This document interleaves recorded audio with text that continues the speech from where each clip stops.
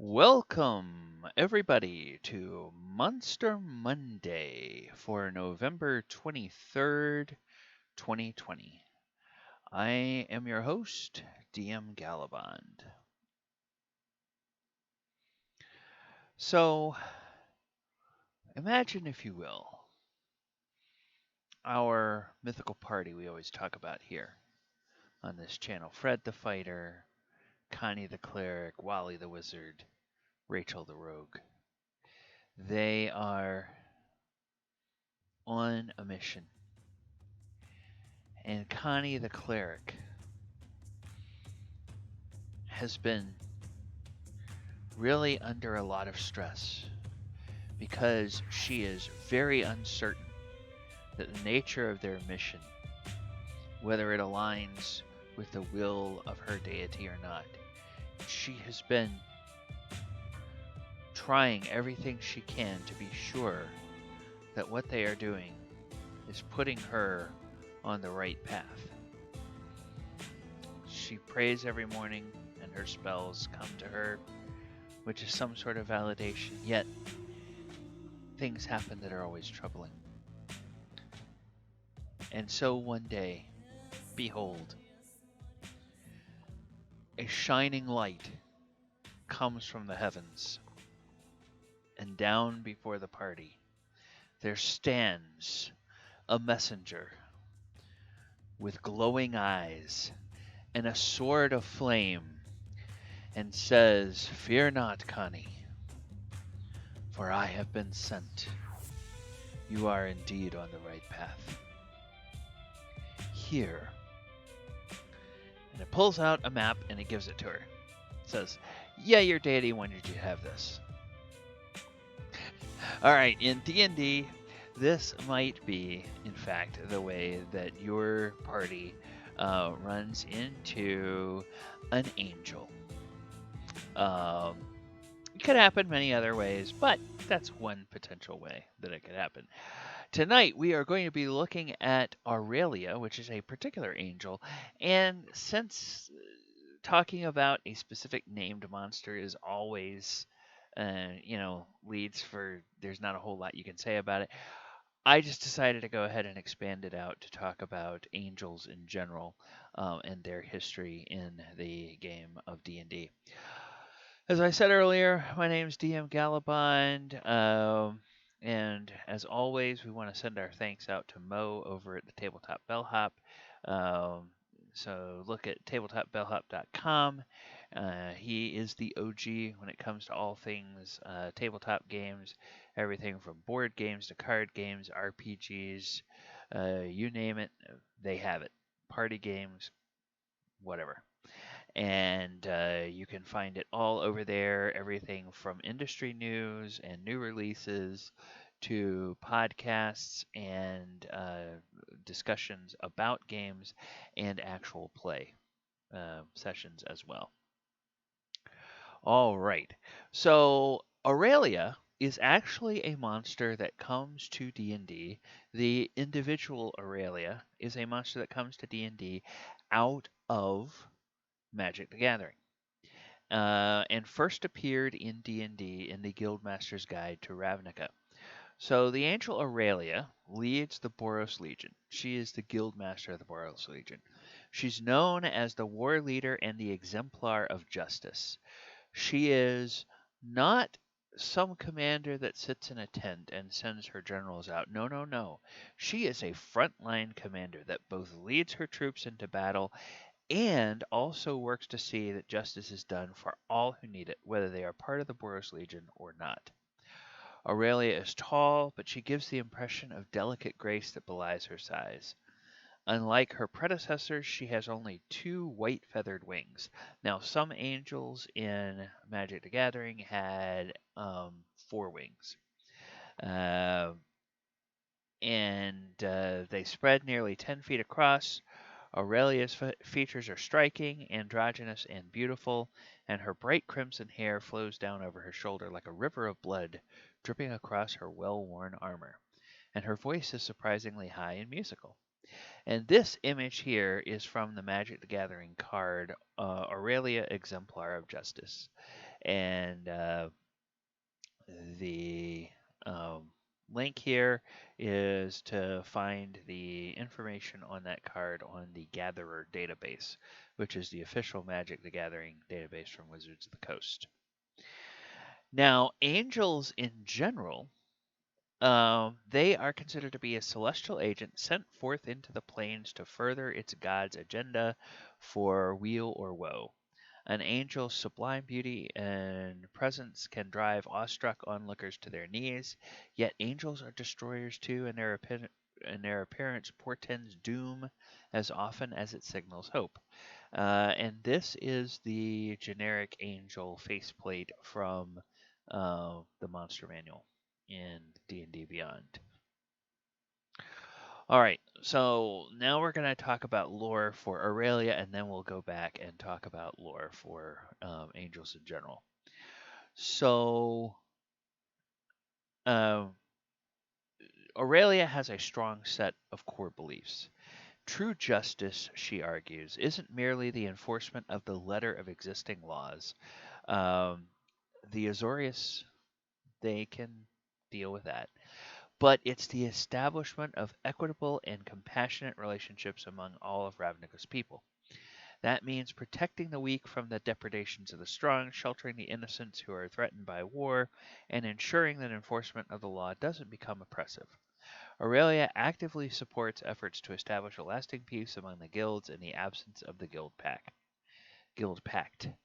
And Aurelia prefers to lead the Boros Legion from the front. She brings swift and unrelenting punishment to the wicked, and her temper is legendary.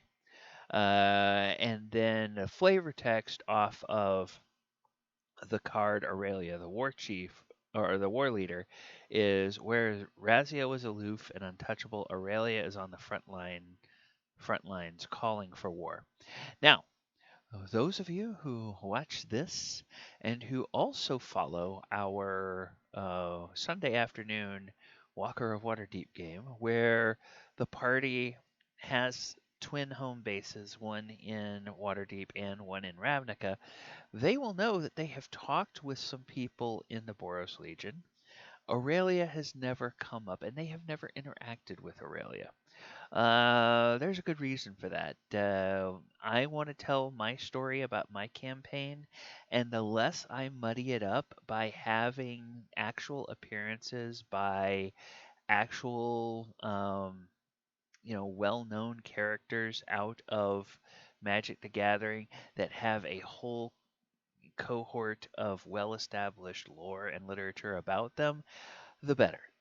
Um, it's just like me to say, Aurelia, she doesn't, she has her own ideas of justice, and that's not gonna, meet with what the party thinks. And if I try to make her be there and do things a certain way, then players who are really familiar with the lore of Magic the Gathering might go, "Wait a minute, no, that's not how Aurelia is supposed to act." So I just want to, I want to avoid that. So she hasn't been referenced, but she's kind of expected to be there in the background. Now, when it comes to lore about angels in general, angels are shards of the divine. They are formed from astral essence of benevolent gods and are thus divine beings of great power and foresight. That is important. Now, this lore is based on the 5th edition understanding, and we're going to see how the 5th edition understanding is a little bit different than how angels have been viewed in earlier editions. Angels act out of the will of their gods with tireless devotion. Even chaotic good deities command lawful good angels, knowing that the angel's dedication to order best allows them to fulfill divine commands. An angel follows a single driving purpose as decreed by its deity. Okay, and however, an angel is incapable of following commands that stray from the path of law and good. All right. Now, what kind of creature is an angel? If you know much about D&D 5e, and in fact, I think it goes back to most editions, probably all the way back to 2nd edition when they started doing this. Every creature has a type. And the type for angels is celestial. And by creature type, that means they have a set of general characteristics. And this is the properties of celestials. They're creatures native to the upper planes. Many of them are servants of deities, employed as messengers or agents in the mortal realm and throughout the planes. Celestials are good by nature, so the exceptional celestial who strays from a good alignment is a horrifying rarity. Celestials include angels, quaddles, and pegasi. All right, now here we get into the fun part. We get into the mechanical features of angels, and we go back and look at them throughout the history of the game. Now, angels first appeared. Here we go. Angels first appeared in 3rd edition. And this is the 3rd edition monster manual.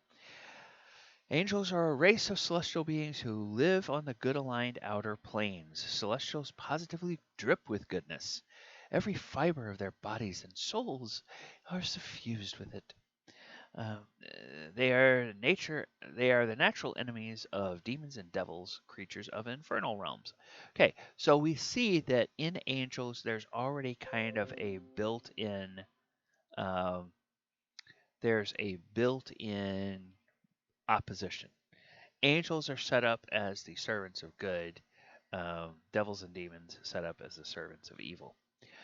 Angels can be of any good alignment. Now that's important to note for 3rd edition understanding of angels. They can be of any good alignment. Lawful good angels hail from the plane of Celestia, neutral good from the plane of Elysium or the Beastlands, and chaotic good from the plane of Arborea. All angels are blessed with comely looks, so their actual appearances vary wildly. So combat angel traits. The common traits among angels in 3rd edition: dark vision to 60 feet and low light vision, immunity to acid, cold, and petrification, resistance to electricity 10 and fire 10. Now, what that means, unlike resistance in 5e where you half the damage, resistance 10 means you ignore the first 10 points of damage from any attack of that type. +4 racial bonus on saves against poison. Protective aura. Attack against attacks made by evil creatures. Tongues, they can speak with any creature that has a language. All right, so now we have the astral deva, and the astral deva is a CR 14 monster, 102 hit points, armor class 29. Base attack is +12. Base grapple is +18. Weapon they use is a +3 heavy mace of disruption. +20, +21 to attack, and 1d8 +12 plus stun damage. And full attack is that heavy mace or a slam, and they can walk 50 feet or they can fly 100 feet for their movement. And they will generally, they are not afraid to enter melee combat, and they take fierce joy in bashing their enemies with the heavy mace of disruption. They can assume the form of any small or medium-sized humanoid, and then they have all of these spell-like abilities that they can use at will. And the caster level is 12, and DCs are charisma-based. So then there is a Planetar.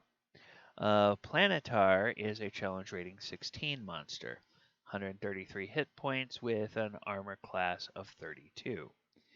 Has a base attack of 14 and a base grapple of 25. They use a +3 greatsword for +23 melee attack, and they get 3 attacks with that greatsword.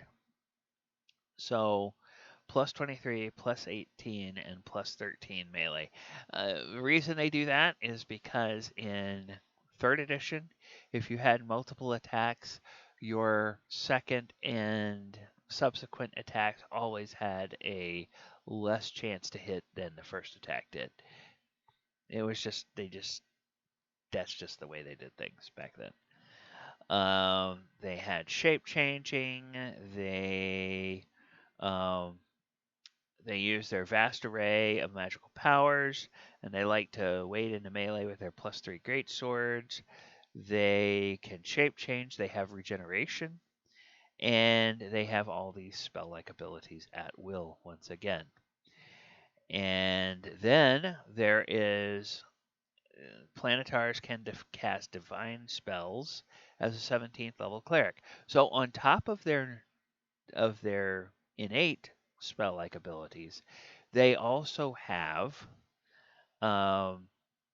6 cantrips, 8 first level, 8 second level, 7 third level, 7 fourth level, 6 fifth level, yeah, 6 fifth level, 6 sixth level, 4 seventh level, 3 eighth level, and 2 ninth level spells.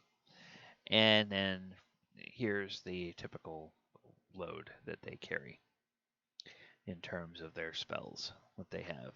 In case you're the DM and you just didn't want to stat everything out. All right, then you have the Solar. The Solars are, where's the CR? They are CR 23 monster, 209 hit points. They can move 50 feet and fly 150 feet. Their armor class is 35, and these guys are large. So they attack with a +5 dancing greatsword at +35 melee, or a +2 composite longbow at +28 ranged attack, or a slam. And they get 4 attacks with their greatsword, or 4 attacks with their longbow. They have a reach of 10 feet, so slightly more. They have, once again, all kinds of. Okay, in combat, their only most powerful fiends approach their power even more fearsome than their +5 greatsword or their +2 composite longbow. That create any sort of slaying arrow when drawn. So, it's like arrow of dragon slaying if it's fighting a dragon, arrow of demon slaying if it's fighting a fiend, arrow of humanoid slaying if it's fighting a humanoid. And arrows of slaying are magical things that deal extra damage against whatever type of monster it is that it's slaying of whatever monster slaying. The whatever monster, suffers more damage from those. Regeneration. Take normal damage from evil aligned weapons and from spells effects with evil descriptor. So they can regenerate all these spell-like abilities at will, and then they are 20th level clerics for for divine spells. So they get all of these spells up through 9th level. So pretty impressive. But again, in 3rd edition, you had angels as good. They could be lawful good, neutral good, or chaotic good, depending on what deity they serve and what plane their deity was from. All right, now this resource is the Fiendish Codex 2, Tyrants of the Nine Hells. And this is also from 3rd edition, and I wanted to talk about this one because they talked about fallen angels in this. And there's a really interesting piece in the kind of introduction of this, where it talks about the creation of the world, or of the multiverse. And it talks about the role that the angels had. And here is a interesting thing for anybody who has read uh, John Milton, Paradise Lost. This will sound a little bit familiar. The bravest, toughest, fiercest, and most beautiful of the angels was Asmodeus. He slew more demons than any other of his kind, even more than any deity. But as the eons wore on, Asmodeus and the members of his magnificent and terrible company began to take on some of their enemies' traits, so as to fight them more effectively. Gradually their beauty turned to ugliness, and the deities and other angels began to fear them. Eventually the inhabitants of the celestial realms petitioned the great gods to banish Asmodeus. Amadeus? Asmodeus. Okay, sorry. And the most fearsome of his avenging angels. So Asmodeus was put on trial before Hieronymus, the god of valor. Sound familiar? If you have read John Milton, it should. All right. And I also bookmarked another page in this same reference where it talks about fallen angels. So even a place as rigidly ordered as Nine Hells is rife with exceptions and special cases. At the top of this list are the Erinyes, a cadre of hideously beautiful winged elite devils that flutter slightly apart from their infernal brethren. Erinyes are the descendants of fallen angels that became corrupt and plummeted into Bator. Some of them fell with Asmodeus, others were corrupted in later eons. A few of these former angels still survive today as advanced pleasure devils. Pleasure devils? While all devils can mate with and impregnate mortals, only Erinyes, pleasure devils, and unique female devils are capable of becoming pregnant. Whether they possess that ability in the upper planes or gain it during their descent remains an unanswered question. Because they retain this capacity only in these forms, they often resist promotion into other forms. These female devils standoffishly view themselves as superior to those formed from the souls of the damned. The animosity they feel towards full-blown Bazetu is reciprocal. Despite the orders of their superiors, this enmity occasionally breaks out into outright violence. At the same time, though, other devils envy, lust after, and idolize Erinyes and their ilk. Young Erinyes are the only true offspring raised in Bator. Their parents are fiercely protective of them and keep their colonies well hidden from interlopers. So, fallen angels, there you go. Third edition gives you some ideas, things you can play with as a DM if you want to introduce a little bit of something different into your campaign. All right, now we're going to go to 4th edition. I talk about monsters in 4th edition, but 4th edition, keep in mind, if you're not familiar with the history of D&D, there's kind of this progression that it's not linear, but you can sort of see the progression path that started with original D&D, then went to AD&D 1st edition, 2nd edition, and 3rd edition, and then 4th edition, that was just out in left field somewhere. It just completely gone. Weird. Way off base. So, uh, everything in 4th edition doesn't really track with 1st through 3rd and then 5th. 5th is kind of like the inheritor of um, 3.5 edition, and there's not a whole lot that survived from 4E to 5E.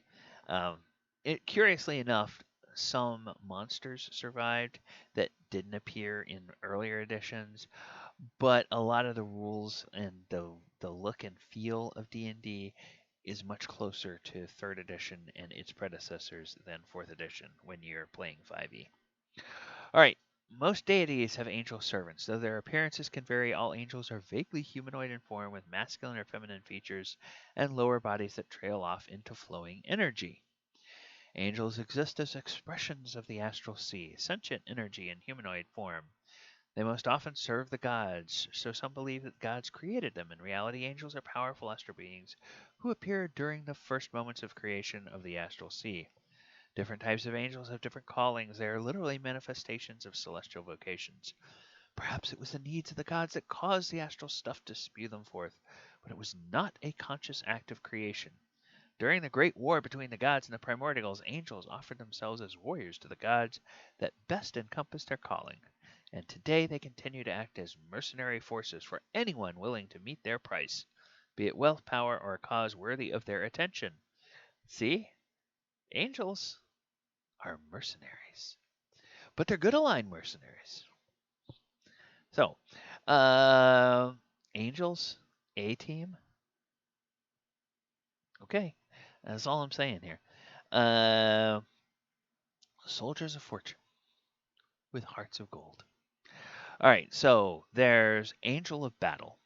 They command angels of valor, but they also lead cadres of mortals in combat. Now, an Angel of Battle is a level 15 skirmisher. There was not CR in fourth edition. They just gave levels to the monsters, and levels kind of you use that as a DM to figure out how to balance your encounter. So they have 148 hit points, bloodied at 74, armor class 29, immune to fear, and resist 10 to radiant. Once again, that resist 10, that means they ignore the first 10 points. So then there's these powers that they have. In fourth edition, one of the things that was very different is there were no spells, but every class and every monster had powers. And some powers were at will, some powers you could use once per encounter, and some powers were daily powers. So that was kind of the way they worked there. So Angel of Battle lore, as their name implies, they lead forces into combat, more powerful than Angels of Valor. Angels of Battle fulfill a similar function, but are called upon to fight greater threats. When a god sends an Angel of Battle to tend a situation, it's unlikely the god desires to deliver a message or negotiate. They are harbingers of war. And now encounter groups. So here is what I mean by building an encounter group. So it's a level 15 monster. So to go up against a level 15 party, you would have one Angel of Battle, a level 15 Skirmisher, two Angels of Protection, level 15 soldiers, and 8 Angel of Valor veterans, level 16 minions. Minions, just keep in mind if that sounds like a lot, every minion has 1 hit point. Doesn't matter what level it is, it just has 1 hit point. They hit like a ton of bricks, but you hit them once with like a puny magic missile, and boop, they are gone. Well, actually, I think they were immune to magic missiles. I don't think you could use magic missiles, but like you poke a dagger at them, and you can kill them, even if it's like a level 30 minion. But don't let it get an attack in on you because it will clobber you if it does. Okay, so Angel of Protection. Angel of Protection serve as bodyguards for important persons and others who summon them. They also guard temples and other sites tied to the deities they serve. So, level 14 soldiers and Angel of Protection tactics. They guard their chosen or appointed wards faithfully. They never step outside the role of guardian and caretaker. Only a god or powerful servitor of a god can assign duties to an Angel of Protection.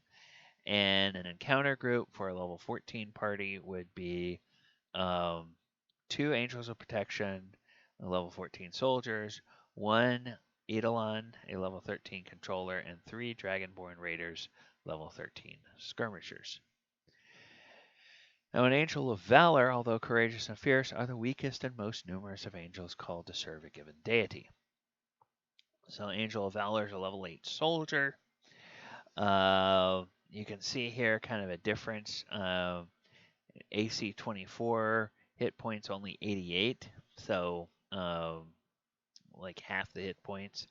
Then there's Angel of Valor Cohort, which is a level 11 minion. Hit points 1, armor class 25. But Great Sword, plus 16 to hit versus AC, 6 fire damage. Angel of Valor Veteran. Again, level 16 minion, hit points 1. AC 30, Great Sword, plus 21 to hit, and 7 fire damage. And then Angel of Valor Legionnaire, hit points 1, AC 35, plus 26 with its Great Sword, and 9 fire damage. Okay. And then there's various different encounter groups for those. And then we have Angels of Vengeance. Angel of Vengeance strike down those who wrong a deity. They also punish disloyalty and failure among the devout. So level 19 Elite Brute, 446 hit points, bloodied 23, armor class 34. So longsword reach 2, so could reach 10 feet with the longsword. They can do double attack with that sword, plus 25 versus AC, 1d10 plus 9 damage, plus 1d8 fire damage, plus 1d8 cold damage. So yeah, that guy hits you, you're gonna feel it, and it's gonna hurt in a lot of ways. Okay, so that's Angels in 4th edition. Now let's talk about Angels as a group from 5th edition. So here's from the Monster Manual in D&D Beyond for 5th edition. Now,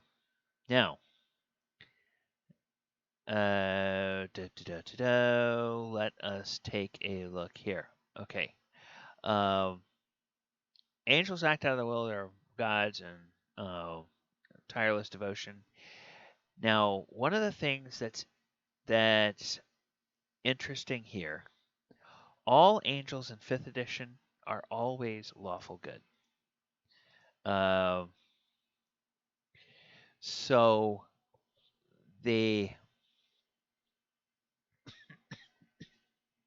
pardon me.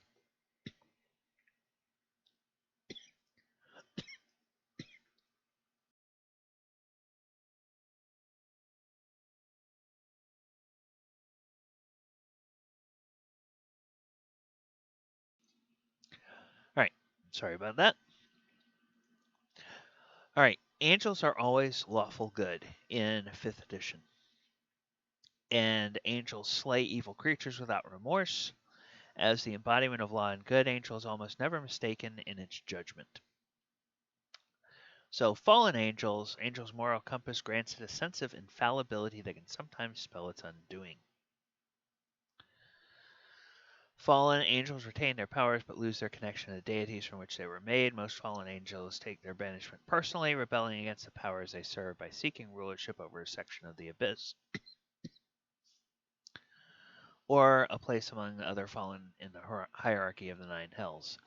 Zariel, the ruler of the first layer of the 9 hells, is such a creature. Rather than rebel, some fallen angels resign themselves to isolated existence in the material plane, living in disguise as simple hermits. If they are redeemed, they can become powerful allies dedicated to justice and compassionate service. So Deva are CR10 monsters. They have AC 17, 136 hit points. They have angelic weapons, so all of their weapon attacks are magical. They have innate spell casting, magic resistance. They attack with mace. Right? Yes. Mace. Melee weapon attack plus 8 to hit. Healing touch. They touch another creature. Target magically regains 20 hit points and is freed from any curse, disease, poison, blindness, or deafness. and they have that shape change ability. So they can polymorph into human or beast that has a challenge rating equal to or less than its own, or back to its true form. Now, planetars act as the weapons of the gods they serve, presenting a tangible representation of the deity's might. Planetars are CR 16, so a bit more powerful. 200 hit points and 19 armor class. Once again, things like angelic weapon, condition immunities, true sight, all languages and telepathy. That's kind of standard for angels. Innate spell casting, so they get quite a bit more spells than the Deva, and they attack with a greatsword. Um, multi attack, 2 melee attacks plus 12 to hit, and 4d6 plus 7 slashing damage plus 22 radiant damage. Their healing touch does 30, restores 30 hit points, and again frees the target from any curse, disease, poison, blindness, or deafness. So, Solar is godlike in its glory and power. On the battlefield, Solar's sword flies into the fray on its own, and a single arrow from a Solar's bow can strike a target dead on contact. Lore says that only 24 Solars exist, and that they are stewards of specific deities. So they are large celestials, AC 21, 243 hit points. They are CR 21 monsters. They again have a bunch of resistances and immunities, condition immunities, telepathy, angelic weapons, innate spellcasting, great sword attacks. So their melee weapon attack plus 15, 4d6 plus 8 slashing damage plus 27 radiant damage, and they get to make 2 of those every round. A slaying longbow plus 13 to hit, piercing damage plus 27 radiant damage. If the target is a creature that has 100 hit points or fewer, must succeed on DC 15 Constitution saving throw or die. So you remember how we saw in 3rd edition that the Solars had those errors of specific monster slaying, and they could decide what type of monster slaying it was when they fired it? That's gone away, and in 5th edition, it's just arrow of slaying. And if you have under 100 hit points, you roll a con check or you die. And the flying sword releases the great sword to hover magically in an unoccupied space, and magically commanded to fly up to 50 feet and make 1 melee attack against a target or return to the Solar's hands. If the hovering sword is targeted by any effect, the Solar is considered to be holding it. The hovering sword falls if the Solar dies. And its healing touch restores 40 hit points and frees from curses, yada, yada, yada. They get legendary actions. They can teleport. They can do a Searing Burst, emits magical divine energy. Every creature in its choice in a 10-foot radius makes a DC 23 dex save, or takes 46 fire damage plus 46 radiant damage on a failed save. And Blinding Gaze targets 1 creature, can see within 30 feet, fails a con save, or be blinded until magic such as Lesser Restoration spell removes the blindness. Alright, so that is angels in general. Now, let's take a look at Aurelia, and let's see if we can tell what kind of angel Aurelia is. Armor class 22. Hey, that's better than a Solar. Hit points 287. Better than a Solar. Speed 50 feet. Fly 150 feet. Oh, that's the same as a Solar. And CR 23. CR 21 for the Solar. So, actually, Aurelia is more powerful than a Solar. Well, she is kind of unique. And she's not really from D&D mythos. She's from Magic the Gathering mythos.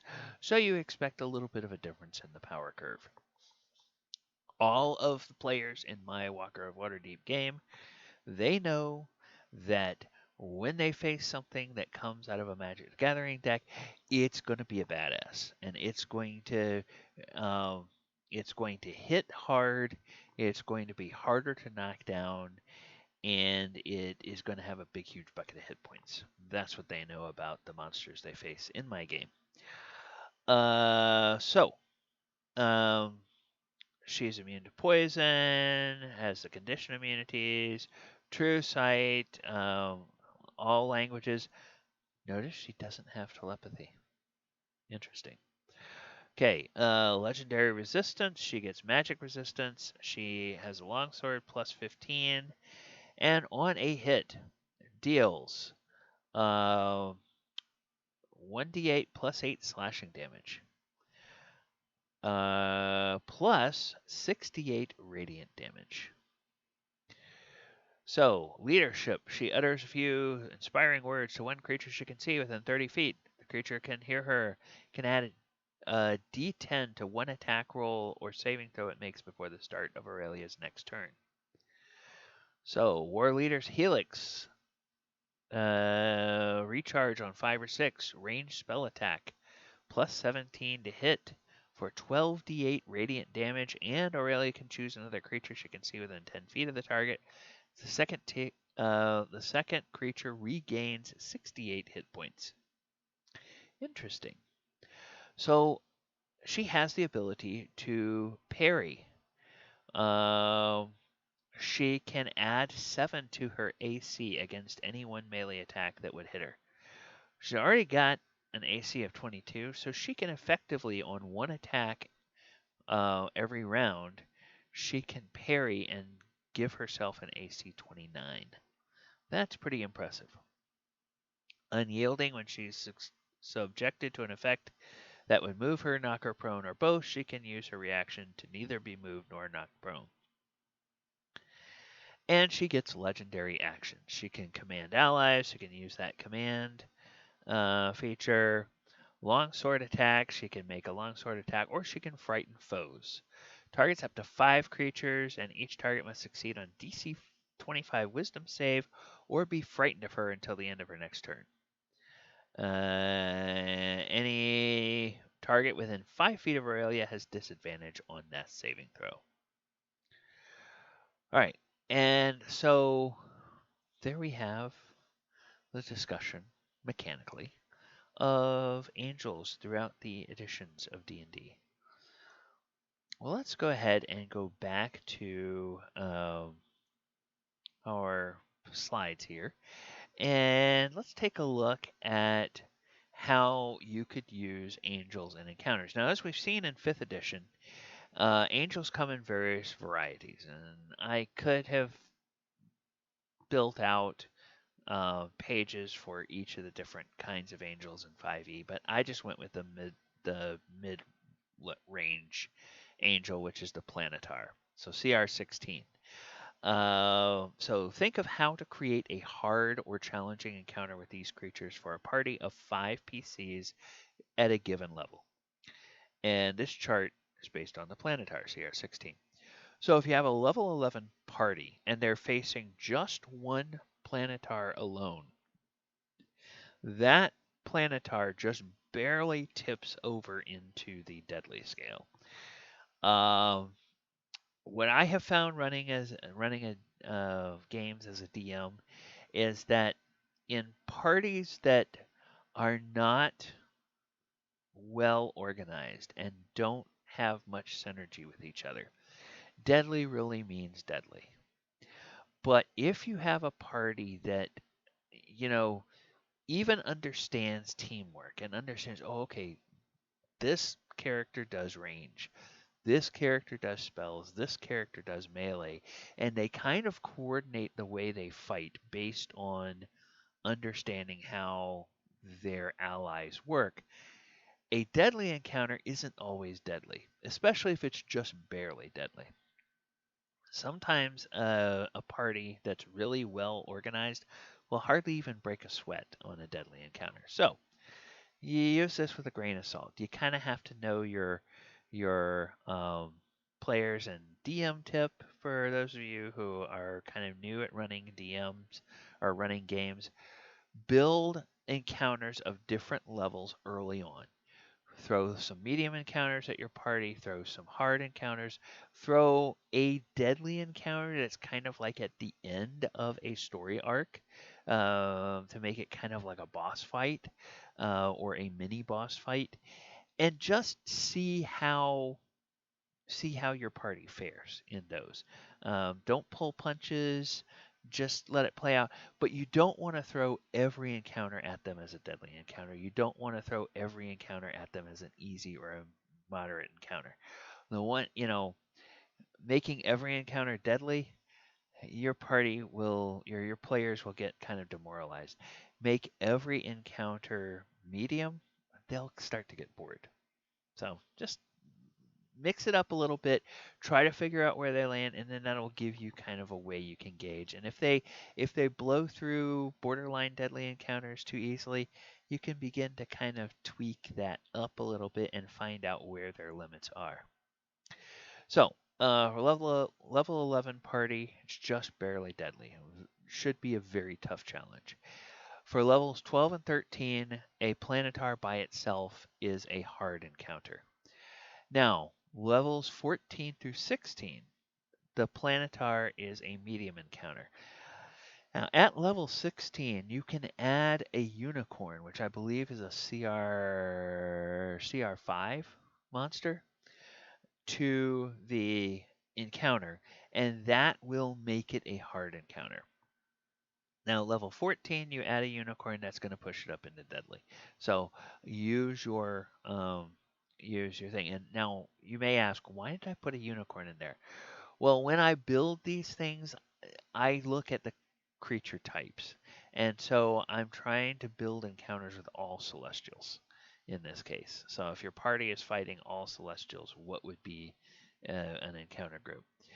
So then level 17 through 20, it's an easy encounter for a party of that level. And at level 20, to make it a hard encounter, you can add a Deva and add a Coatl. Coatls, I think, are CR4.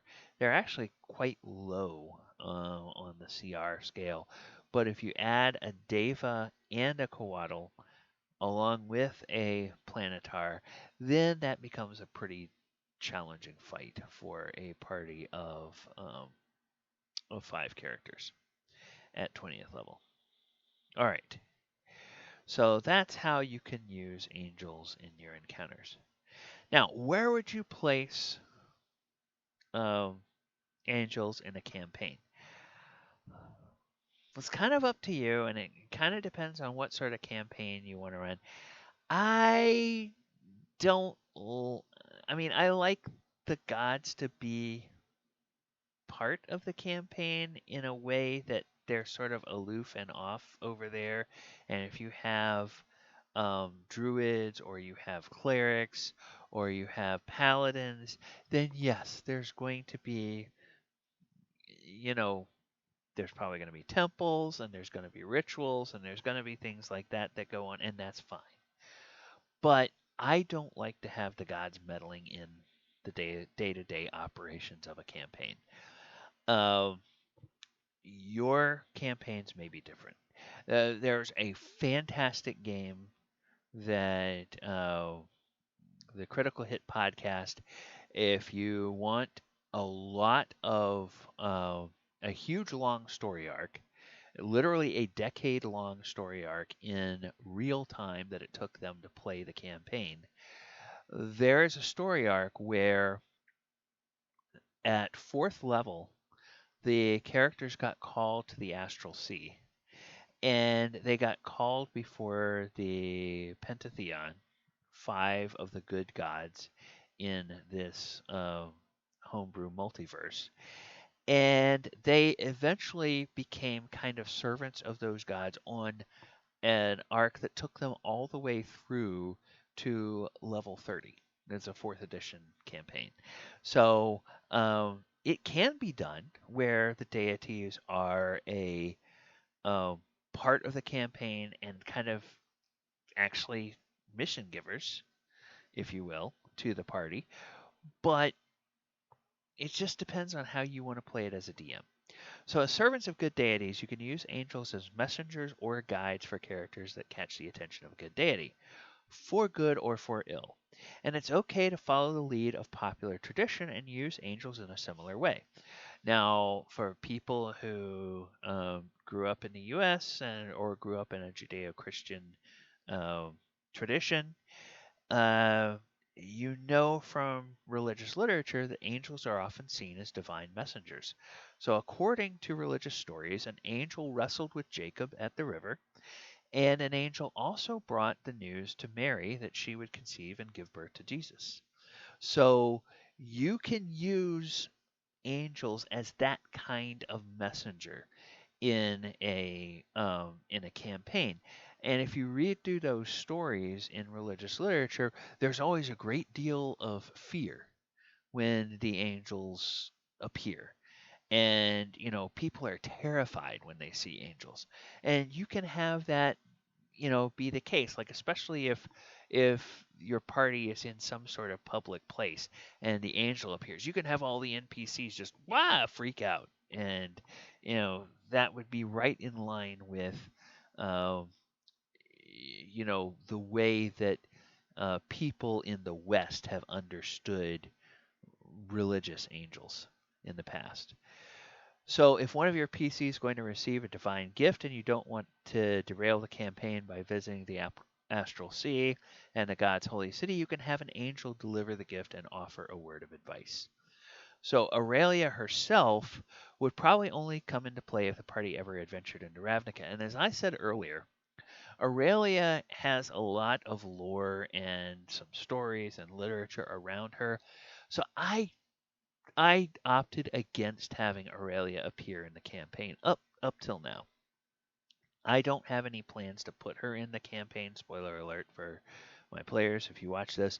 But, you know, if a situation warrants it, she might make an appearance somewhere down the road. But I would prefer, since so much is known about Aurelia as a character, just not to use her, because then it might feel like, oh, I'm violating some kind of established canon lore about the character. All right, so now how can you reskin angels? They're lawful good servants of good deities. This is in 5th edition, remember. Angels already have the built in group of opposing entities in fiends, either lawful evil devils or chaotic evil demons. And they're fallen angels that appear in some 5e published adventures, namely the Baldur's Gate Descendant to Avernus, and also in the what is it? The one that's in the Underdark. Uh, God, I'm drawing a blank on the name, but the one that you're running around where all the demon lords are in the Underdark. So, whenever faced with good or evil, or good and evil entities and ways to reskin them, my mind always goes to elemental versions that would be neutral, but have power sources derived from the elemental planes. So think about something like an angel, but from the elemental plane of fire, or the elemental plane of earth, or the elemental plane of water. And if you're looking for the power sources, traditionally the way I think of it, air power sources lightning, fire power sources fire, earth power sources acid, and water power source is cold energy. So, having like a frost breath or an ice breath, or, ice weapons or cold weapons or whatever, from the elemental plane of water. So, those are some things that you could think of. You could basically take the stat block, change the radiant to whatever type of energy, and just reskin it in something that looks like, if it's from the elemental plane of Earth, it's like a humanoid thing of walking boulders that has, stone wings that somehow it flies. You know, there you go. That's a reskinned angel as some kind of elemental creature. All right, I want to take a look at the chat. Okay, it doesn't look like we have any questions. right now. So I'm going to go ahead into the wrap up. I will look at the chat once again before we end and just see if there are any questions tonight. Okay, tonight we've been talking on Monster Monday about Aurelia and Angels. I've been your host, DM Gallibond. I have 3 other shows. We've referenced our Sunday show, Walker of Waterdeep, Sundays at 2 p.m. Eastern. Sword Coast Chronicles, normally we play Thursday nights at 8 p.m. This week, it's Thanksgiving week in the U.S. Thanksgiving is always observed on the 4th Thursday in November. So Thursday night, no game because players will all be celebrating Thanksgiving with their families. Then on Saturday evenings, the Lost Mine of Original D&D. That's normally Saturday evenings at 7 p.m. I'm not sure whether we're going to play Saturday evening or not. I need to poll the players during the week and find out if they are going to be available or if they do a whole Thanksgiving weekend thing. Some people travel. I know this year fewer people are traveling, but news was talking about how airports are full anyway this week because people are traveling despite COVID. Hey, I get it. I get it. Everybody's got cabin fever for an entire year. People have been cooped up and not able to go anywhere. And, now there's vaccines on the horizon. So people are just like, screw it. I'm going to go visit family. I understand. I understand. Um, and then Sunday. We may or may not play Sunday afternoon, and that depends on Don Garber and the MLS scheduling team. My team, you all can see, Orlando City, we won a playoff game this weekend, which means that we will play in the next round, which is on Sunday. And there are 2 time slots for Sunday. One is at 3 p.m. Eastern, one is at 8 p.m. Eastern. But we have to wait until the results of tomorrow night, Tuesday night's game, New England versus Philadelphia, before we know which team we play and what time slot we're in and even what city we're in. Because if New England wins, New England has to come to Orlando. If Philadelphia wins, Orlando has to go to Philadelphia. I think Philadelphia is going to win that game, but who knows? And then I still don't know what that means for the time slot, whether the game is going to be in the early time slot or the late time slot. It could be either one. So that is up in the air. So one game is definitely not happening, and the other 2 may not happen this weekend. I may have no D&D this coming weekend. If none of the games happen, I might do some streaming of some other kind of game, just for the hell of it. All right, you can find all of my streams on twitch.tv/Gallibond. You can find all the archives over on YouTube at my YouTube. And if you really like everything that we're doing, I do have a Patreon, and I would love it if you guys would consider supporting that Patreon. All right, so let me go back and check the chat. Okay, no questions. All right. Well, thank you all very much for coming out tonight. I really appreciate it. And I will close out by wishing everybody in the U.S. a happy Thanksgiving. Around the world, hopefully stay safe, be well. As I can't call him a friend because I don't know him personally, but a great guy on YouTube, Jamel, aka Jamal, always says, just be a good human. Be kind, be humble, spread peace, joy, and love.